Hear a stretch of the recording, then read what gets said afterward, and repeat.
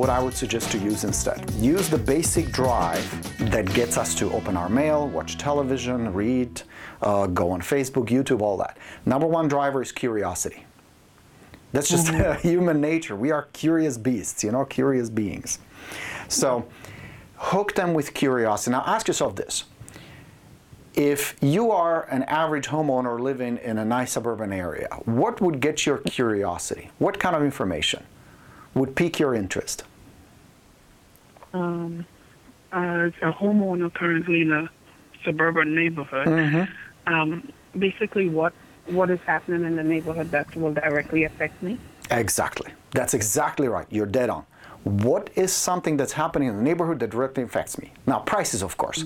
Every homeowner, whether they want to sell next week, next month, next year, or 10 years from now, is curious. We're all curious, right? What are the prices? What are other neighbors asking for? And you get that flyer in the mail and you go, can you believe it? The Jacksons are asking $350,000 for their piece of shit house? I can't believe it. Look at that. It's curiosity.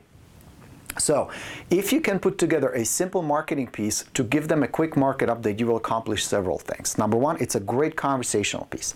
Hey, just want to let you know what's going on in the neighborhood. You start with that. Right. You have it on... Yeah, go ahead. I do like a mini CMA of what has sold in the last 30 days. Perfect. That's what you want to have. Like that also. Excellent. Okay. That's what you want to start with. So give them a quick overview. Then on the flip side of that flyer, you're going to have the invitation to the open house. So you're doing both. You're giving them information, what's going on in the neighborhood, and you're also promoting the open house. What you don't want to start with is information about you or your company. Nobody cares at that point. Okay. There is not enough trust and relationship for them to care.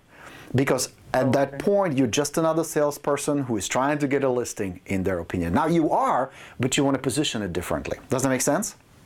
Right. Yeah. Okay. So keep it simple. Nice two-sided flyer. This can be black and white. Nice template, here are a few new listings, few new sales, this is what's going on. If you're curious about the value of your home, here's the website, here's email, here's phone number, here's my picture. And on the flip side, we're helping Jack and Mary over on Oak Street sell their home. We're going to be holding it open this Saturday from 1 to 4. Stop by, have some hors d'oeuvres with us, check out the property. Maybe you know somebody who may be interested. That's the message on the flip side. You don't need a lot of fancy pictures, maybe one picture of the property at the most, and a call to action on the bottom. Okay? That's all you need. Now, once you have these, take these with you. Preferably, you want to have a conversation and hand it to the homeowner so you can talk about it. If they're not home, you can leave it behind. Okay? Right. All right? So that's step one. Now, when you talk to them, you chat with them as a neighbor helping a neighbor, not a salesperson. So the less official you sound, the less scripted you sound, the better chance you have to have actually a dialogue with them rather than doing a pitch. Okay? So you're going to say something like, hi Al, my name is, or you don't know their name. Hello, my name is Borino. I'm with Borino Real Estate. We're helping Jack and Mary over on Oak Street to sell their house. We're going to be holding it open this Saturday. So I just have some information for you. Do you happen to know of anybody who may be interested, who would like this neighborhood, who would like to move? Okay, you start with that. Now, they may say, yes, we do, no, we don't. Awesome. What about you folks? Have you thought about living somewhere else? Any plans to move anytime soon? Ask them. And they either say, yes, we're going to move next year, next month, whatever, or they say no. Or we don't know anybody, we don't want to move, we like it here. Awesome. Or here's the flyer, just in case. Maybe somebody at church or at work may be interested. Pass it along to them, would you please? Okay. Okay? Nice and simple. Okay. All right? So if you talk to enough people, you will start seeing a pattern. And the pattern is, most will not be interested in moving, some will not be home, some of those that you do talk to will not be interested in stopping an open house, and some will. Some may even say, you know what, Al, what are the homes going for? What do you think we could get for our house? Or they will tell you, we'll have a job transfer 6 months from now, 3 months from now, or we're thinking about downsizing, upsizing, whatever. That's the time to get in a conversation. Now, the first order of business, is it clear so far? It's very clear because just as you're saying, that's some of the conversations I've had. I've had a couple because I've done a couple open houses. I've done 2 already. Okay. And when I've done that, I've had people who have come by that was just from the neighborhood. Were they people that you had talked to previously, that you door knocked and talked to previously? Right. Awesome. Yeah. Awesome. Okay, good. Perfect. So you're doing it well already.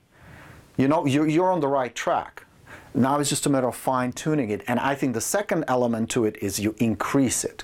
Because it's, at the end, this business is nothing but a numbers game. The more people you intelligently talk to, the more chances you have of getting good leads. Okay?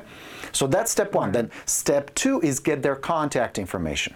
Because majority of these leads, it doesn't matter how motivated they are, it doesn't matter how nice they are, it will require at least some follow-up before they're ready to do something or trust you enough to really open up and talk to you and put the house on the market.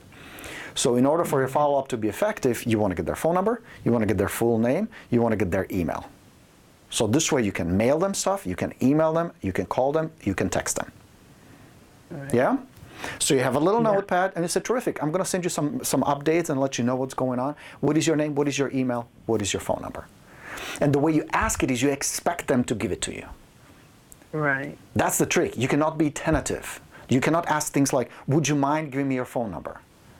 You open up for them to say, no, I'd rather not. And then you can emphasize, I promise I don't want to bother you. This is not about the sales pitch or anything, but I think it's good to keep in touch. Besides, you will be able to call me as well. Let me text you my contact information. What is your cell number? You don't do business cards.